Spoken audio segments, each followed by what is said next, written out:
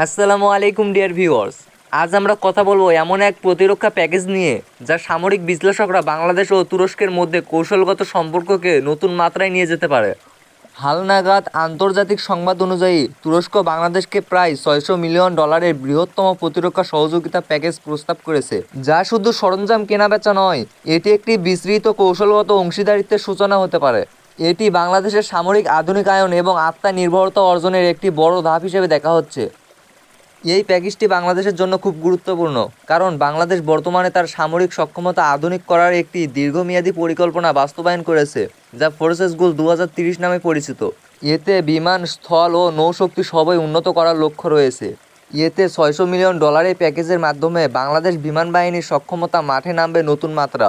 প্রতিরক্ষা শিল্পে নতুন প্রযুক্তি ও সহায়তা আসবে। এর মাধ্যমে প্রশিক্ষণ এবং লজিস্টিক সহযোগিতাও শক্তিশালী হবে। এই প্যাকেজে কি কি থাকতে পারে? এ ধরনের বড় প্রতিরক্ষা প্যাকেজে সাধারণত অন্তর্ভুক্ত থাকে T-129 অ্যাটাক হেলিকপ্টার। এই আধুনিক হেলিকপ্টারগুলো আক্রমণ, নজরদারি এবং বিমান স্থল সমর্থনে ব্যবহৃত হয়। বাংলাদেশ এয়ারফোর্স 6টি T-129 অ্যাটাক হেলিকপ্টার কেনার প্রস্তাব করেছে, যা প্রায় এই টাকার বড় অংশই হতে পারে। এই হেলিকপ্টারগুলোতে থাকে দূরপাল্লার ক্ষেপণাস্ত্র, নজরদারি ও লক্ষ্য শনাক্তকারী সেন্সর, সর্বাধুনিক ক্যামোফ্লাজ ডিজিটাল সিস্টেম।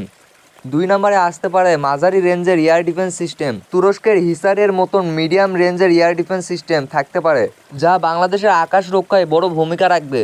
3 নম্বরে থাকবে প্রশিক্ষণ ও প্রযুক্তিগত সহায়তা। শুধু অস্ত্র কেনা শেষ কথা নয়, এ ধরনের প্যাকেজে সাধারণত প্রশিক্ষণ, মেইনটেনেন্স, রক্ষণাবেক্ষণ ও প্রযুক্তি হস্তান্তর ও সমর্থনে থাকে। অনেক বিশ্লেষকের মতে প্যাকেজটিতে আরও থাকতে পারে উন্নত রাডার এবং পর্যবেক্ষণ সিস্টেম। তুরস্ক ইতিমধ্যে বাংলাদেশকে বায়ারাক্তার TB2 ধরনের ড্রোন সরবরাহ করেছে। এই $600 মিলিয়ন প্যাকেজটি যদি আসে, এটি বাংলাদেশকে দক্ষিণ এশিয়ার সামরিক ব্যালেন্সে শক্তিশালী ভূমিকা দিতে পারবে। এর সাথে বাংলাদেশ বহুমুখী নিরাপত্তা পাবে। তুরস্কের এই প্যাকেজের কারণে একটি দীর্ঘমেয়াদী কৌশলগত সম্পর্কের সূচনা হতে পারে এবং বাংলাদেশের সামরিক সক্ষমতা বৃদ্ধিতে সহায়তা করবে, প্রতিরক্ষা প্রযুক্তি ও প্রশিক্ষণ সরবরাহ করবে এবং ভূ রাজনৈতিক অবস্থানকে আরও শক্তিশালী করবে। এই প্যাকেজ বাস্তবে পরিণত হলে বাংলাদেশ প্রতিরক্ষা ইতিহাসের এটি একটি বড় অধ্যায়ের সূচনা হবে।